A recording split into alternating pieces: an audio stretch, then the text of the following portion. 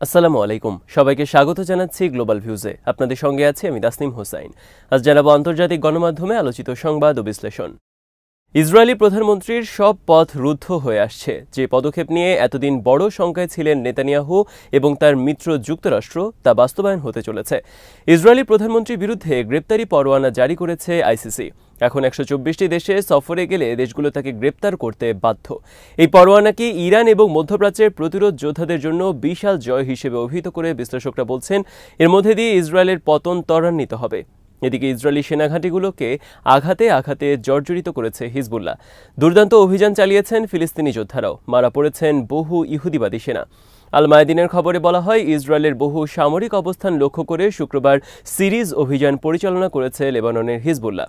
অভিযানে ইসরায়েলের বড় ধরনের ক্ষয়ক্ষতি এবং সেনাদের মধ্যে হতাহতের ঘটনা ঘটে। এদিন লেবানিজ যোদ্ধারা অ্যাডভান্সড রকেটের একটি ব্যারেজ দিয়ে অধিকৃত হাইফার পূর্বে বিমান বাহিনীর টেকনিক্যাল বেইজ, স্টেলা মারিস বেইজ এবং আক্কা শহরের স্ট্রাগা বেইজে আঘাত হানেন। দুই দফা হামলার শিকার হয় স্ট্রাগা বেইজ। আঘাত হানা হয় অধিকৃত গোলানের মাউন্ট হারমনে ইসরায়েলের হারমন ব্রিগেডের কোম্পানি সদর দপ্তরে। হামলা হয় দেভোভ ব্যারাকেও। অবিরাম হামলা হয়েছে দক্ষিণ লেবাননে হানা দেওয়া ইসরায়েলি সেনাদের ওপর। চামা দুর্গের কাছে গাইডেড মিসাইলের মাধ্যমে ইসরায়েলের একটি মার্কাভা ট্যাঙ্ক ধ্বংস করেন হিজবুল্লাহ সেনারা। শহরে হানা দেওয়া ইসরায়েলি সেনাদলের ওপর 2 দফা রকেট হামলা চালান তারা। এরপর আল খিয়ামের উত্তর শহরতলিতে ইসরায়েলি সেনাদলের ওপর 7 দফা রকেট এবং ড্রোনের ঝাঁক নিক্ষেপ করা হয়। আল খিয়াম ডিটেনশন সেন্টারের দক্ষিণে গাইডেড মিসাইলের মাধ্যমে আরেকটি মার্কাভা ট্যাঙ্কে আঘাত করা হলে ট্যাঙ্কটিতে আগুন ধরে যায় এবং ক্রুদের মধ্যে নিশ্চিত হতাহতের ঘটনা ঘটে। কফারকিলা শহরের পাশে তাল নাহাসে জড়ো হওয়া ইসরায়েলি সেনাদের রকেটের উপর ব্যারেজ দিয়ে 3 দফা আঘাত হানেন প্রতিরোধ যোদ্ধারা। ইয়ারুন শহরে ইসরায়েলি বাহিনীর ওপর নিখুঁতভাবে আঘাত হানে হিজবুল্লাহর এক ঝাঁক ড্রোন। আর্টিলারি ও রকেট হামলার শিকার হন দেইর মিনাস জংশনে হানা দেওয়া শত্রু সেনারা। সাইদা শহরের আকাশে একটি ইসরায়েলি যুদ্ধবিমানকে তাড়া করেন লেবানিজ যোদ্ধারা। বিমানটি পালিয়ে যেতে বাধ্য হয়। তাছাড়া জেব্বাইন শহরে মেশিনগান এবং রকেট ব্যবহার করে কয়েক ঘণ্টা ধরে তীব্র লড়াই করেন তারা। সেখানে আরেকটি মার্কাভা ট্যাঙ্ক ধ্বংস হলে বেশ কয়েকজন ইসরায়েলি সেনা নিহত হন। ইসরায়েলের যেসব সেনা অবস্থানে হিজবুল্লাহর যোদ্ধারা আঘাত হানেন তার মধ্যে রয়েছে জারিদ, আল মানারা, আল মালিকিয়া, সাসা, কিরিয়াত শমোনা, রামত, নাফতালি ও শমেরা। হিজবুল্লাহর মিলিটারি মিডিয়া শুক্রবার হাইফা টেকনিক্যাল বেইজে অভিযানের ফুটেজ প্রকাশ করে। সীমান্তের 35 কিলোমিটার দূরের এই ঘাঁটিতে হামলায় নাসর 2 রকেটের ব্যারেজ নিক্ষেপ করা হয়। গাজা যুদ্ধের 412তম দিনে ইসরায়েলি হানাদারদের বিরুদ্ধে ভয়াবহ কিছু হামলা চালিয়েছেন ফিলিস্তিনি যোদ্ধারা। হামাসের আল কাসাম ব্রিগেডস জানিয়েছে, শুক্রবার তারা রাফা শহরের বুর্জ আওয়াজ জংশনের পাশে ইসরায়েলি সেনাদল এবং তাদের গাড়িগুলোকে লক্ষ্য করে বহুমুখী অভিযান চালান। অভিযানের বিস্তারিত জানিয়ে তারা বলেছেন, ওই এলাকায় সেনাদের গতিবিধি পর্যবেক্ষণের পর তাদের পদক্ষেপগুলো প্রতিহত করা হয়েছে। আল ঘোল স্নাইপার রাইফেল দিয়ে 4 ইসরায়েলি সেনাকে গুলি করা হয়েছে। নিশ্চিতভাবে 2 সেনা নিহত হয়েছেন। এর পরপর 2টি আল ইয়াসিন চার্জ ব্যবহার করে একটি মার্কাভা ট্যাঙ্ক ধ্বংস করেন তারা। ট্যাঙ্ক এবং সেনাদের উদ্ধারে আরও সেনাসহ একটি বুলডোজার এলে তাদের উপর আবারও হামলা হয়। এতে বেশ কয়েকজন সেনা নিহত হন। শেষ পর্যন্ত একটি হেলিকপ্টার এসে হতাহত সেনাদের নিয়ে যায়। এছাড়া উত্তর গাজার জাবালিয়া শরণার্থী শিবিরে একটি বাড়িতে আশ্রয় নেওয়া ইসরায়েলি বাহিনীকে টিবিজি শেল দিয়ে আঘাত করা হলে সেখানে বেশ কয়েকজন সেনা হতাহত হন।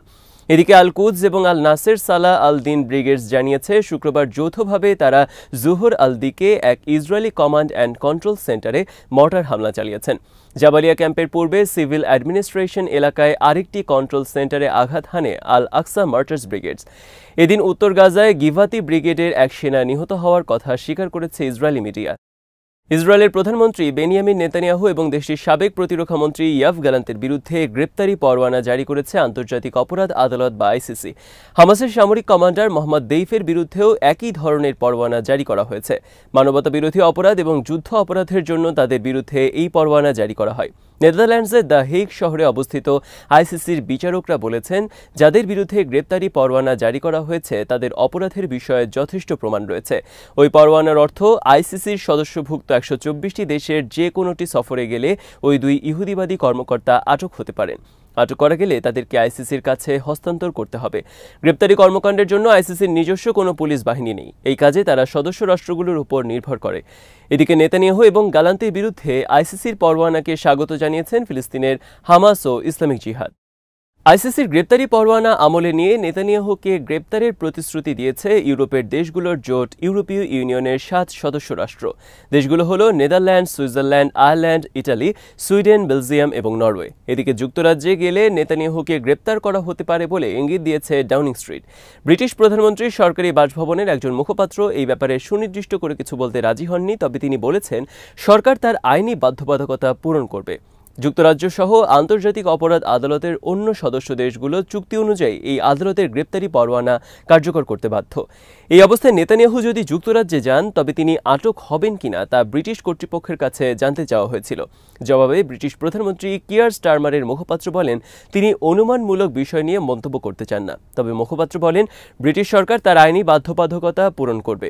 যুক্তরাজ্যের ইন্টারন্যাশনাল ক্রিমিনাল কোর্ট অ্যাক্ট 2001 অনুযায়ী সর্বোচ্চ এই আদালত যদি কোনো গ্রেপ্তারি পরোয়ানা জারি করে তাহলে একজন মনোনীত মন্ত্রী অনুরোধটি একজন উপযুক্ত বিচার বিভাগীয় কর্মকর্তার কাছে পাঠান। ওই বিচার বিভাগীয় কর্মকর্তা পরোয়ানাটিকে যুক্তরাজ্যে কার্যকর করার সিদ্ধান্ত নেন। ব্রিটিশ প্রধানমন্ত্রীর মুখপাত্র নিশ্চিত করেন দেশের অভ্যন্তরীণ ও আন্তর্জাতিক আইনের অধীন থাকা বাধ্যবাধকতাগুলো সবসময় মেনে চলে যুক্তরাজ্য সরকার। আইসিসির গ্রেপ্তারি পরোয়ানা জারির প্রতিক্রিয়ায় ইরানের পররাষ্ট্র মন্ত্রণালয়ের মুখপাত্র ইসমাইল বাকাই বলেছেন ফিলিস্তিনি ভূখণ্ডে গণহত্যা, যুদ্ধ অপরাধ ও মানবতা বিরোধী অপরাধ চালানোর দায়মুক্তির সুবিধা ভোগ করা থেকে ইসরায়েলকে বের করে আনা এবং ন্যায়বিচার প্রতিষ্ঠা করার প্রতিটি পদক্ষেপকে ইরান স্বাগত জানাবে। বাকাই নিজের অফিসিয়াল এক্স পেজে দেয়া এক পোস্টে লিখেছেন আদালতের নির্দেশে নেতানিয়াহু এবং গ্যালান্টের বিরুদ্ধে জাতিগত শুদ্ধি অভিযানের বিষয়টিও অন্তর্ভুক্ত করার প্রয়োজন ছিল, কারণ তারা নিশ্চিতভাবে এই অপরাধ করেছে। মুখপাত্র বলেন ইসরায়েল সরকারের শীর্ষ কর্তা ব্যক্তিরা একের পর এক অপরাধযোগ্য করে গেলেও এতদিন পাশ্চাত্যের পৃষ্ঠপোষকতায় দায়মুক্তি ভোগ করত, আর সেই দায়মুক্তি নিয়ে এসব অপরাধী বেপরোয়া মাত্রায় ফিলিস্তিনি জনগণের বিরুদ্ধে গণহত্যা ও দমন অভিযান চালাত। কিন্তু আইসিসির রায়ে সেই অবস্থার অবসান শুরু হয়েছে।